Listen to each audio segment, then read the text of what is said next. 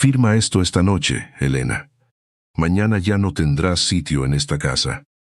Sergio Aranda dejó los papeles del divorcio junto al plato de su esposa, delante de 12 familiares, 2 camareros y la mujer de 34 años que llevaba meses entrando en su vida por la puerta de atrás. Elena Márquez miró la carpeta, luego miró a Alba Requena, sentada a la derecha de doña Victoria, como si aquel lugar le perteneciera desde siempre. 18 años de matrimonio quedaron reducidos a una firma, una cena fría y una frase dicha sin temblor. Si tú estuvieras en esa mesa, con tu marido entregándote el divorcio delante de su amante y de toda su familia, ¿te levantarías en silencio o pedirías que todos escucharan la verdad? Suscríbete al canal y déjame en los comentarios qué habrías hecho tú, porque lo que Elena descubrió aquella noche no terminó en una simple traición. La cena se celebraba en la Villa Blanca de los Aranda, en Alboraya, por el cumpleaños número 74 de doña Victoria. Había langostinos de Denia, vino blanco de Utiel Requena y una tarta de almendra que nadie llegó a probar.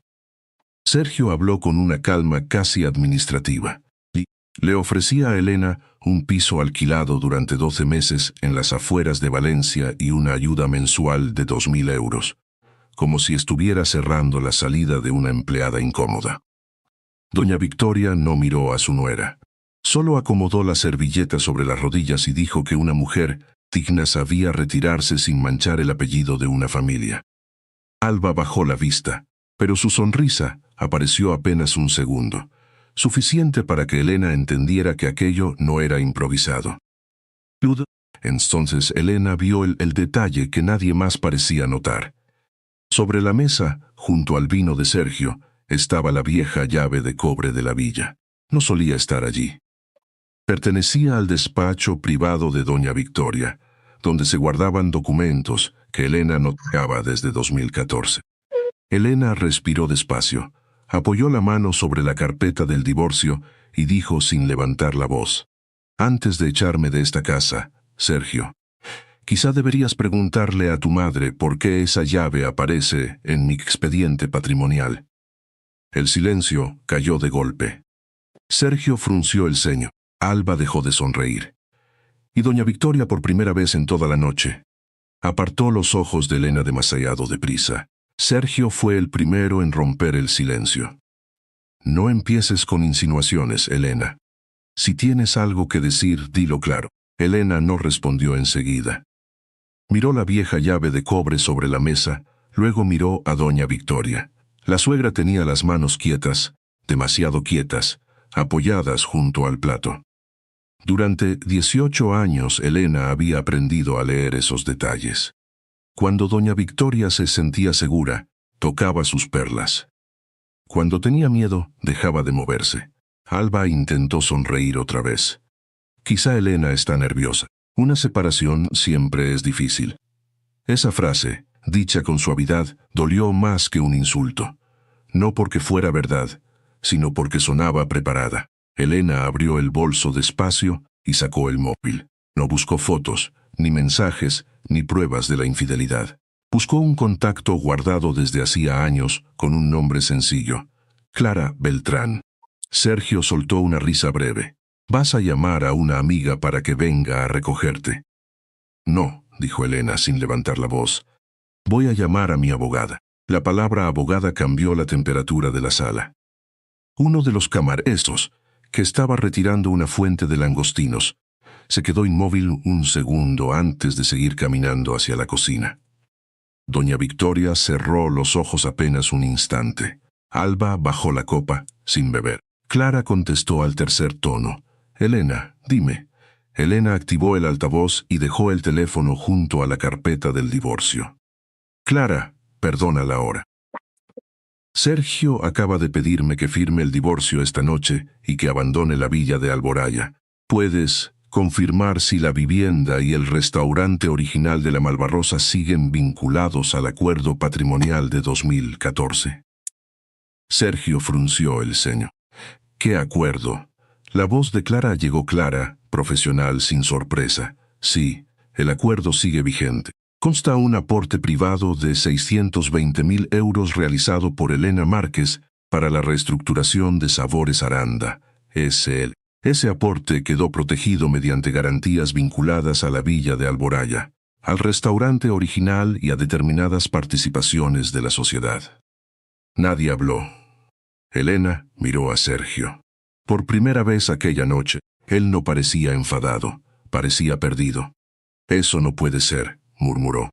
«Mi familia salvó la empresa». Doña Victoria abrió los ojos. «Sergio, no es momento», pero ya era tarde. La frase de su madre había confirmado más de lo que pretendía ocultar. Elena tomó la llave de cobre con 2 dedos y la puso encima de la carpeta del divorcio. «Durante 10 años me llamasteis afortunada por vivir aquí. Tal vez esta noche deberíamos recordar quién evitó que esta casa se quedara a oscuras». Entonces Clara añadió algo que Elena no esperaba. «Hay otro documento asociado a ese expediente. Un anexo firmado el 18 de noviembre de 2014. Elena se quedó inmóvil. Ese día, ella estaba en Zaragoza enterrando a su madre. La fecha cayó sobre Elena como una piedra pequeña, pero exacta. 18 de noviembre de 2014. No necesitó mirar ninguna agenda. Ese día lo llevaba escrito en un lugar más hondo que la memoria. A las 10 de la mañana había salido de Valencia en un AVE hacia Zaragoza, con un vestido negro doblado dentro de una maleta pequeña y el teléfono apagado casi todo el trayecto. Su madre iba a ser enterrada aquella tarde, por eso no respondió de inmediato a Clara. Tampoco miró a Sergio. Solo apartó la mano de la carpeta del divorcio y sostuvo la llave de cobre como si pesara más de lo normal. La historia de 2014 no empezó con una firma, sino con una llamada a las 2:20 de la madrugada. Don Julián, el padre de Sergio, la llamó desde el despacho del restaurante de la Malvarrosa. Tenía la voz rota y el ruido de las neveras industriales detrás. Le dijo que el banco ya no esperaría más, que la deuda superaba el 1.800.000 euros y que si no aparecía una garantía antes del viernes, el primer restaurante de la familia Aranda podía cerrar para siempre. Elena recordaba el olor de aquella cocina al llegar al amanecer. Aceite limpio, café recalentado y miedo. Los camareros hablaban en voz baja. Mateo Ibáñez, el encargado de toda la vida, estaba sentado junto a la barra con los ojos rojos. Don Julián le mostró las cartas del banco y una carpeta llena de facturas retrasadas. Sergio estaba en Madrid, intentando convencer a unos inversores que nunca llegaron. Doña Victoria, en cambio, solo repetía que aquello no podía saberse fuera de casa. Elena tenía entonces 39 años. Había vendido hacía poco el piso que su madre le dejó en Zaragoza. Con esos 620.000 euros, pensaba abrir una cafetería-librería cerca de la Plaza de la Reina, un sitio pequeño, con mesas de madera, estanterías claras y café servido sin prisas. Era su sueño más íntimo, el único que no dependía del apellido Aranda. Pero aquella mañana vio a don Julián llorar sin hacer ruido delante de la puerta de la cámara frigorífica. Vio a Mateo contar las nóminas pendientes con una calculadora vieja, y pensó que una familia también se salvaba en los días en que nadie estaba mirando. Elena transfirió el dinero 2 días después. Pidió que todo quedara por escrito, no por desconfianza, sino porque su padre siempre le había dicho que el amor no debía borrar los papeles. Don Julián le prometió que nadie olvidaría lo que había hecho. Durante unos meses así fue. Luego el restaurante volvió a llenarse. Sergio regresó de Madrid hablando de estrategia. La prensa local escribió que la nueva generación Aranda había resistido la crisis.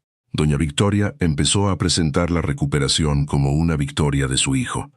Elena no corrigió a nadie, primero por delicadeza, después por cansancio, al final porque cada silencio hacía más difícil decir la verdad, sin parecer resentida.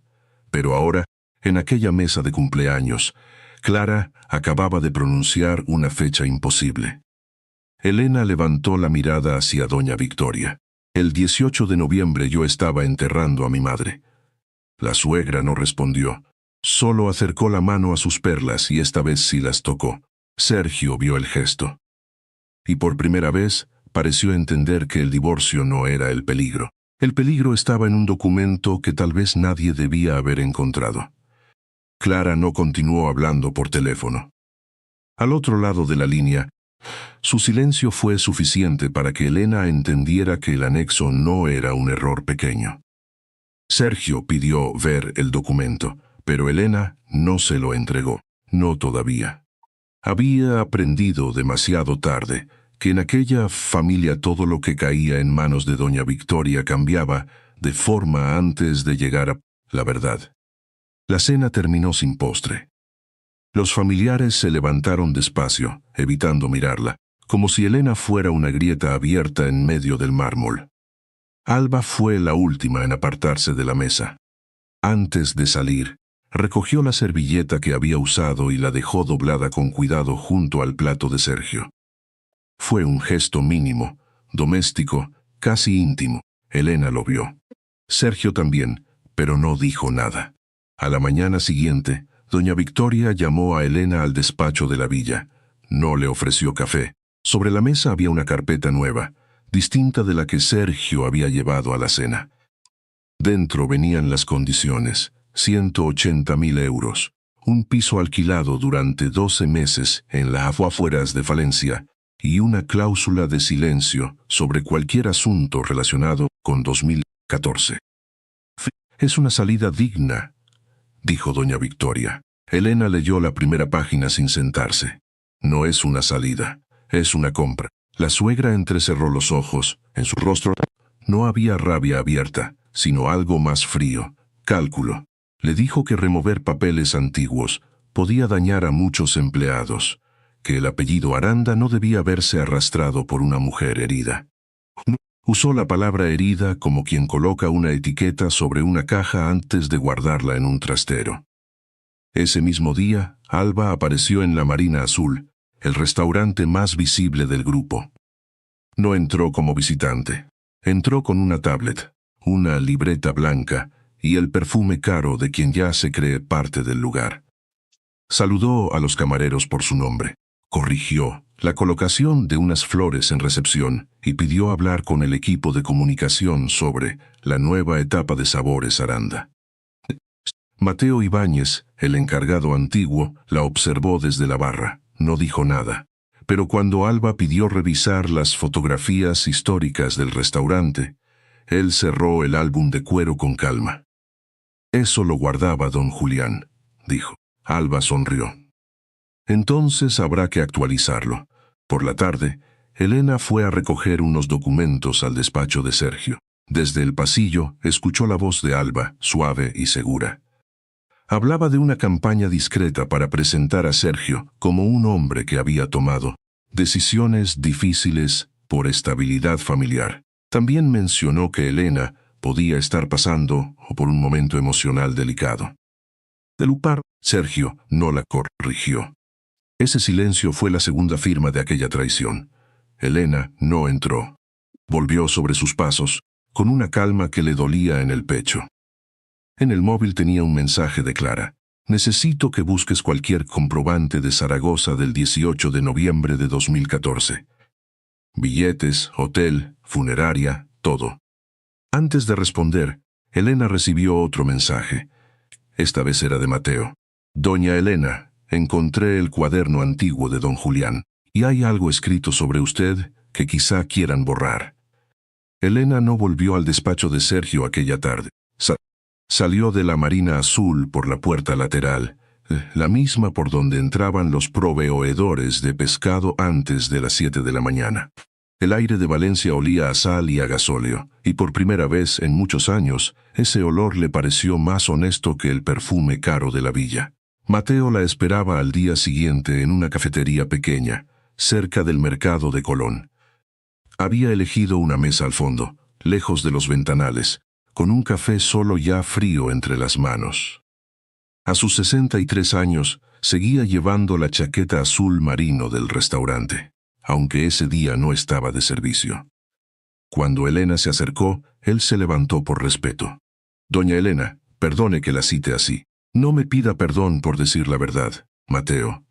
Él bajó la mirada. Sobre la silla de al lado tenía una bolsa de tela gris.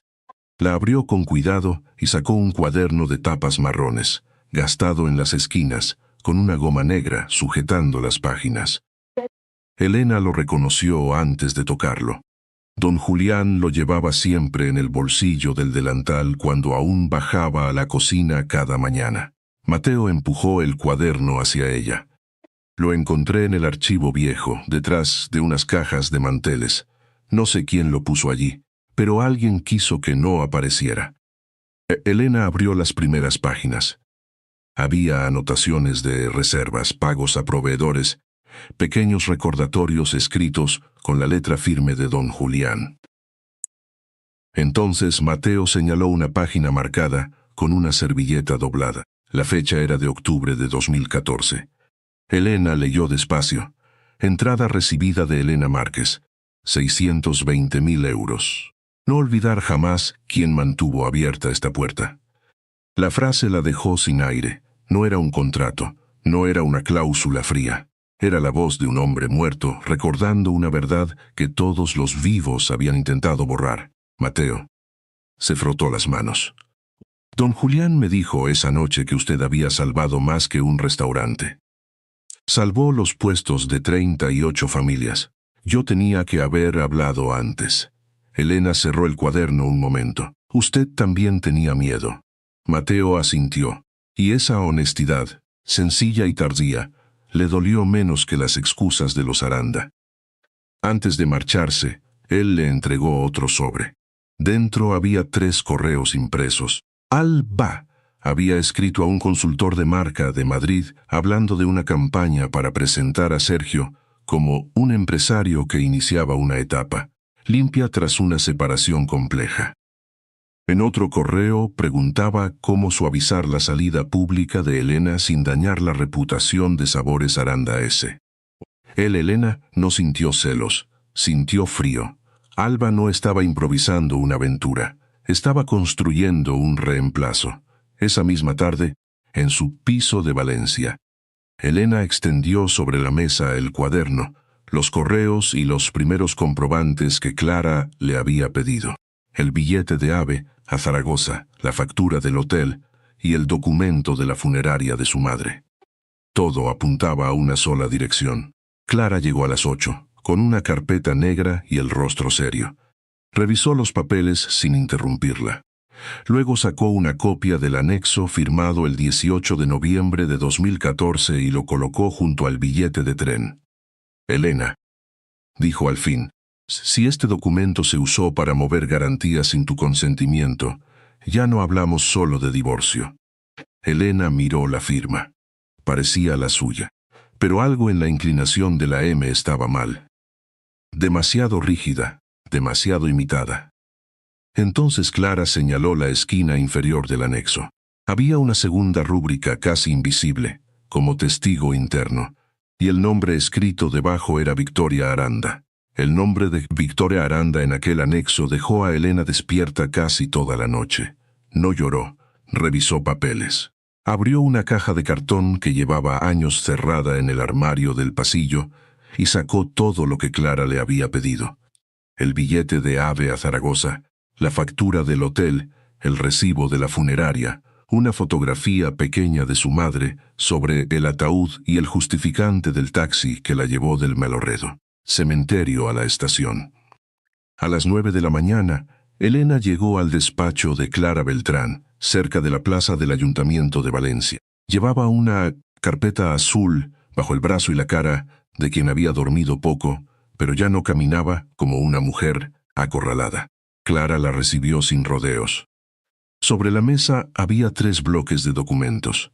El aporte de 620.000 euros, el acuerdo patrimonial de 2014 y la copia del anexo con la firma dudosa.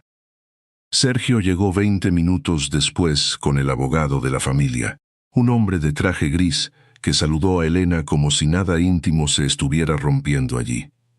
Doña Victoria apareció detrás, sin haber sido invitada, con un abrigo color marfil y el bolso apretado contra el cuerpo. «Esto es un asunto familiar», dijo antes de sentarse. Clara levantó la vista. «No, desde que hay un posible uso indebido de la firma de mi clienta, es un asunto jurídico». Sergio miró a su madre, esperando una explicación. Doña Victoria no se la dio.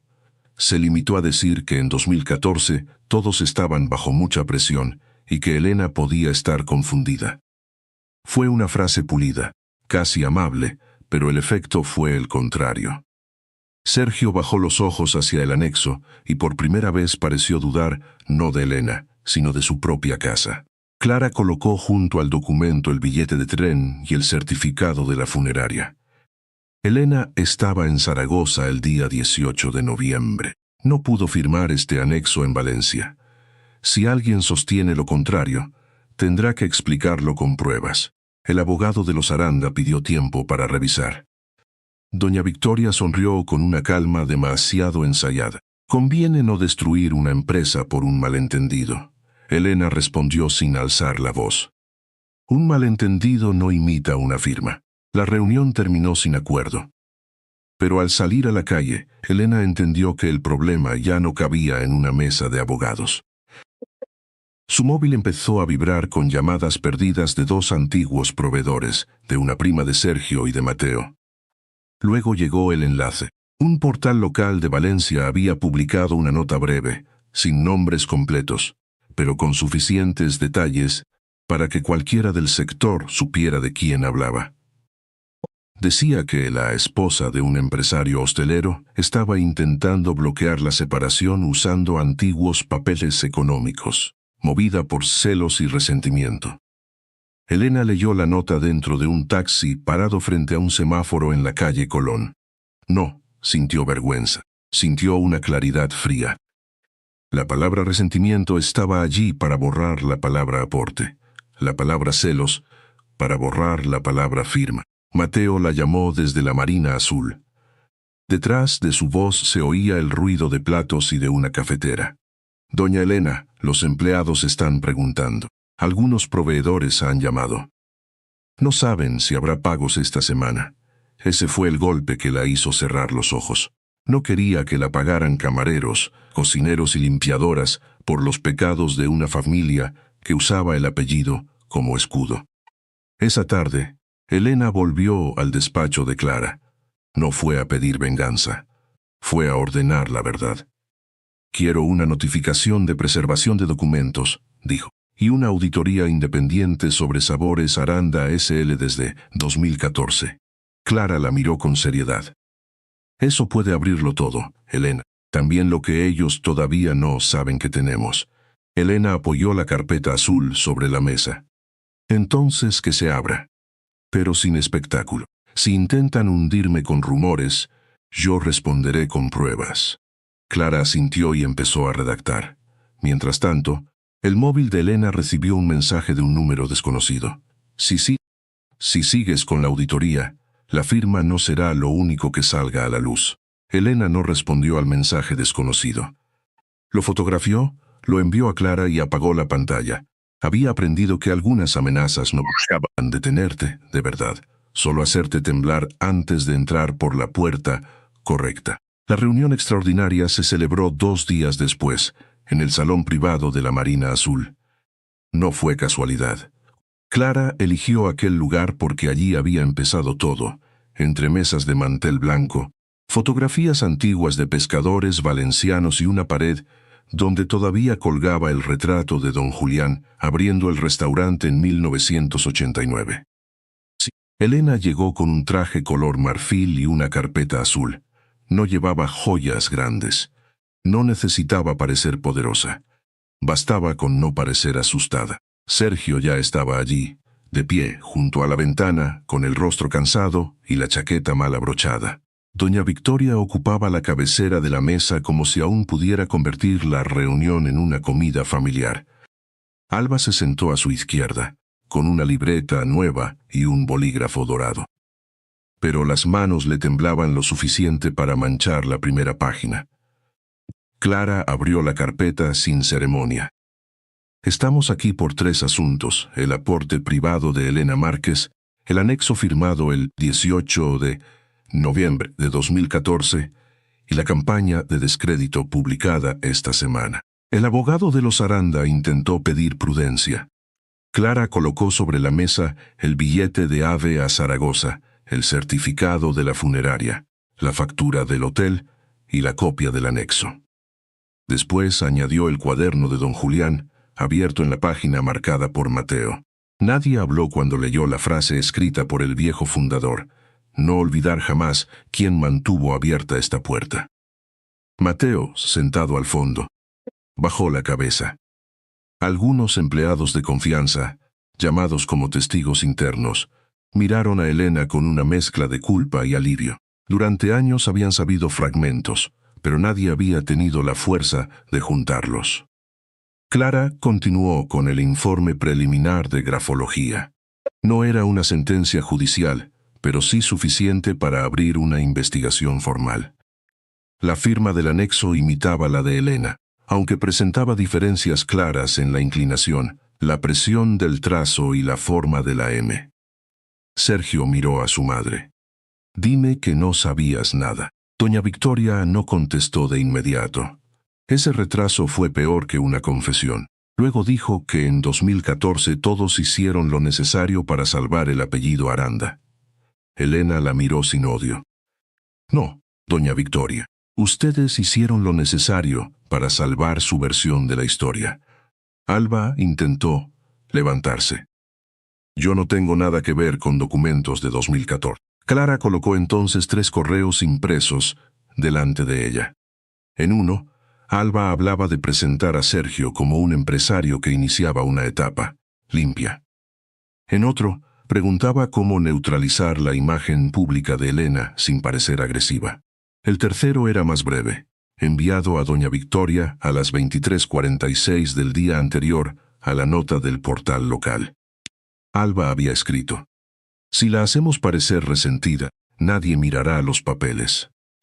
El silencio cambió de peso. Doña Victoria cerró los dedos sobre el borde de la mesa. Alba se quedó pálida, y en un gesto torpe quiso salvarse. «Fue ella quien me dijo qué palabras usar. Yo solo intentaba proteger a Sergio». Sergio se giró hacia Alba como si acabara de reconocer a una desconocida. Después miró a su madre. Durante años, Elena lo había visto obedecer aquella mirada. Esa mañana, por primera vez, no bajó la cabeza. «Mi madre queda apartada de cualquier decisión de Sabores Aranda hasta que termine la auditoría», dijo, «y la empresa emitirá hoy una rectificación pública, con mi nombre». Doña Victoria se levantó. «Vas a elegirla a ella contra tu familia». Sergio tragó saliva. «No, voy a elegir la verdad contra lo que nos enseñaste a llamar familia». Elena no sonrió. La justicia no siempre llega como alegría. A veces llega como una silla vacía en la cabecera de una mesa. Clara deslizó entonces el último documento hacia Elena, la cláusula de protección patrimonial. Si la firmaba, podía suspender decisiones estratégicas, bloquear movimientos de activos y condicionar el uso de la villa de Alboraya durante la investigación. Elena tomó la pluma. Y por primera vez, todos esperaron su decisión. Elena firmó la cláusula, pero no lo hizo para echar a nadie de la villa de Alboraya. Clara le explicó que podía bloquear la residencia, suspender decisiones del grupo y obligar a los Aranda a pedir autorización hasta para mover determinados activos. Durante unos segundos, todos esperaron que ella devolviera la humillación recibida en aquella cena. Pero Elena dejó la pluma sobre la mesa y dijo que la villa seguiría ocupada mientras se respetara la auditoría, se retirara la nota difamatoria y ninguna comunicación volviera a tocar su nombre sin revisión legal. No quiso convertir una casa en un arma. Ya sabía demasiado bien lo que dolía que usaran un hogar para humillar. La rectificación salió esa misma tarde. Sergio reconoció públicamente que Elena Márquez había sido decisiva para salvar el primer restaurante de la familia y que las insinuaciones sobre ella eran falsas. No mencionó a Alba, pero en Valencia todos entendieron el silencio. A la semana siguiente, Alba dejó Sabores Aranda S.L., sin despedida elegante. Doña Victoria perdió cualquier cargo interno, y por primera vez su firma dejó de abrir puertas. 5 semanas después, Elena firmó el divorcio en el despacho de Clara, frente a una ventana que daba a los jardines del Turia. No tembló. Al escribir Elena Márquez, sintió que recuperaba algo que nunca debió entregar. Su nombre sin permiso de nadie. Sergio le llevó el informe final de la auditoría meses después, a su pequeño café-librería cerca de la Malvarrosa. No pidió volver. Solo dejó la carpeta sobre una mesa de madera clara y dijo que esta vez su nombre estaba escrito donde debía. Elena miró el mar por la ventana. El café olía a pan tostado, libros viejos y mañana tranquila. No sonrió como quien vence a otros. Sonrió como quien por fin vuelve a habitar su propia vida. Esa tarde cerró el local despacio. Bajó la persiana azul y caminó hacia la playa con las llaves en la mano. Ya no eran las llaves de una casa que la había hecho pequeña. Eran las llaves de una puerta que ella misma había elegido abrir. A veces una traición no empieza el día en que alguien firma un divorcio. Empieza mucho antes, cuando una persona empieza a aceptar silencios que la borran, gestos que la empequeñecen y favores que después otros llaman obligación. Elena no perdió solo un matrimonio, perdió la ilusión de que amar bastaba para estar protegida. Pero su fuerza no estuvo en gritar más alto que los demás. Estuvo en mirar los papeles, recordar su historia y no permitir que el dolor la convirtiera en una copia de quienes la hirieron. Esa es una forma profunda de dignidad, defenderse sin ensuciarse el alma. Confiar es hermoso, pero confiar no significa cerrar los ojos. En una familia, en un negocio o en un matrimonio, el amor verdadero no necesita borrar nombres, esconder documentos ni pedir silencio a cambio de pertenencia. La justicia de Elena no fue destruir la casa de los Aranda. Fue dejar claro que ninguna casa merece la vida de una mujer. Y que, cuando alguien intenta expulsarte de tu propio valor, a veces la victoria más grande es salir caminando, con tu nombre intacto y la paz por delante.